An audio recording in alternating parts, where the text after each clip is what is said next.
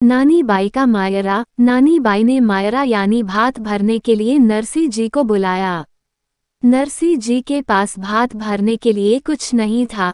वह निर्धन थे, लेकिन भगवान की भक्ति का खजाना भरपूर था। वो कहते थे कि हमें अपनी चिंता क्यों करनी, हमारी चिंता करने के लिए भगवान बैठे हैं। जब नरसी जी के पास भात का संदेश आया तो सामानों की लिस्ट देखकर वे चिंतित हो उठे और उन्होंने अंतर्मन से अपने भगवान को पुकारा। हे सांवरिया सेठ, हे गिरधारी, नरसी मेहता को तो कोई नहीं जाने हैं, तुमको ही जाने है दुनिया सारी। नानी बाई की पुत्री थी सुलोचना बाई। सुलोचना बाई का विवाह जब तय हुआ था तब नानी बाई के ससुराल वालों ने सोचा कि नरसी तो बहुत गरीब है, इसीलिए वह शादी में भात तो भर नहीं पाएगा। उनको लगा कि अगर वह साधुओं की टोली को लेकर पहुंच गए तो हमारी बहुत बदनामी होगी, इसीलिए उनको शादी में आने से रोकने के लिए उन्होंने एक युक्ति निकाली। उन लोगों ने भात के सामान की एक बहुत लंबी सूची बनाई। उस सूची में करोड़ों का सामान लिख दिया गया, जिससे कि नरसी उस सूची को देखकर खुद ही शादी में न आए। अब नरसी जी को निमंत्रण भेजा गया, साथ ही मायरा यानी भात भरने की सूची भी भेजी गई। परंतु नरसी जी के पास तो केवल एक ही चीज थी, श्री कृष्ण की भक्ति। इसलिए वे उन पर भरोसा करते हुए अपने संतों की टोली के साथ सुलोचना बाई को आशीर्वाद देने के लिए अंजार नगर पहुंच गए। उन्हें आया देख नानी बाई के ससुराल वाले भड़क गए और उनका अपमान करने लगे। अपने इस अपमान से नरसी जी व्यथित हो गए और रोते हुए श्री कृष्ण को याद करने लगे। नानी बाई भी अपने पिता के इस अपमान को बर्दाश्त नहीं कर पाई और आत्महत्या करने दौड़ पड़ी।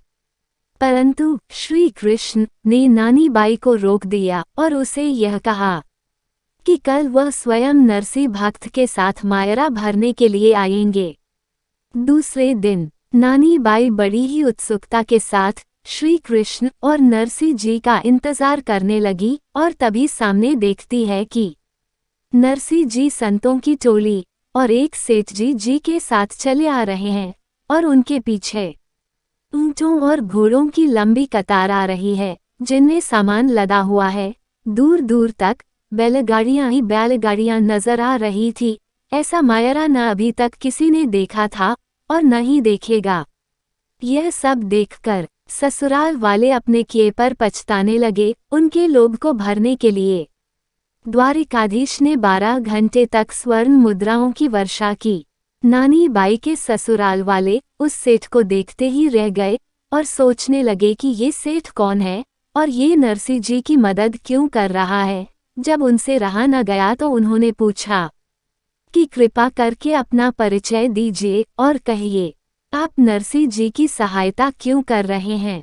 उनके इस प्रश्न के उत्तर में जो जवाब सेठ ने दिया वही इस कथा का संपूर्ण सार है तथा इस प्रसंग का केंद्र भी है। सेठ के इस उत्तर के बाद सारे प्रश्न अपने आप ही समाप्त हो जाते हैं। सेठ जी का उत्तर था, मैं नरसी जी का सेवक हूँ, इनका अधिकार चलता है मुझ पर।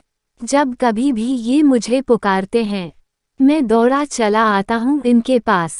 जो ये चाहते हैं मैं वही करता हूँ। इनके कहे कार्य को पूर्ण करना ही मेरा कर्तव्य है। ये उत्तर सुनकर सभी हैरान रह गए और किसी के समझ में कुछ नहीं आ रहा था।